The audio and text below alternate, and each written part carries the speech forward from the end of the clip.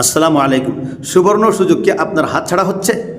আমি বলতেছিলাম ইফতারের সময় এক গুরুত্বপূর্ণ সময়, বরকতময় সময়। এই সময় আল্লাহ দোয়া কবুল করে থাকেন। এই সময় হাল্লা চিল্লা না করে, অযথা কথা না বলে একটি দোয়া পাঠ করুন, আল্লাহ আপনার সমস্ত গুনাহ মাফ করে দিবেন। দোয়াটি হলো ইয়া ওয়াসিআল ফাযলি ইগফিরলি, অথবা ইয়া ওয়াসিআল মাগফিরাহ ইগফিরলি। এই দোয়াটি পড়তে থাকবেন।